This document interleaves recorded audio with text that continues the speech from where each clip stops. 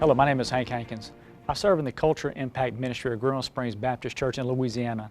Today I'm going to talk to you about a couple of things, one of them being the 12-month strategy that we have designed to help you and your team throughout the year.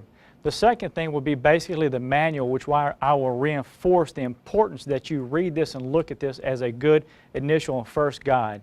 The first and foremost thing that I want to encourage you is to always pray. The second thing I want to talk to you about is a timeline. A timeline is when you take the calendar days and events and activities and you place them on a calendar so that you can see what's going to happen within your year, in your area, and in your state. This will give you a guideline for when things need to take place, voter registration needs to take place, and events that you want to plan on and prepare for. This will help you prepare and also approach your pastor on things that you're wanting to do. Time management is something that is a challenge within a culture impact team because everybody's passionate about what we're doing. One thing that you have to do is develop an agenda. The agenda has to be a realistic point of view on what you can accomplish within your meeting. Our meeting generally lasts for 1 hour. So looking at your agenda, which you'll want to take in and mail out to your culture impact team, your executive team prior to the event, but you want to take your agenda and put a realistic amount of items on that you can accomplish within 1 hour. When you're setting your executive team and you're having your meeting, it's easy for people to want to engage, and it's also easy for people to want to get off the agenda. So you, working with time management, one of the challenges that you will have is always bringing your team back to the items on the agenda. That goes along with people management. You see, in the culture impact team, we have to deal with a lot of issues that affect the culture and also to the political arena. What you have to reinforce is first and foremost is that we're not a party affiliated, that you will not endorse nor support any party, that you are here to support Jesus Christ and His principles.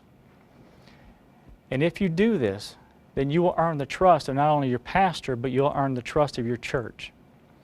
People management is learning how to work with the people within your team and allowing them to express themselves, and allow them to speak their mind, hearing what God has laid on their heart, and then utilize them in the team to develop your team and to grow your team. One thing you want to do is look out through the year and plan your events. What events can you have at your church that will benefit and help the members understand and grow, and to educate on issues that's happening at your church? That brings up education. This is one of the fundamentally most important things that we can do because it builds confidence. When you have a church body that has the confidence and they understand the subject, they will engage. They will understand an issue, they will look at a candidate's platform, and they will use critical thinking skills and engage. So this is a great opportunity to not only build up your church membership as far as understanding issues, this is the way that we want to take and embolden them to engage.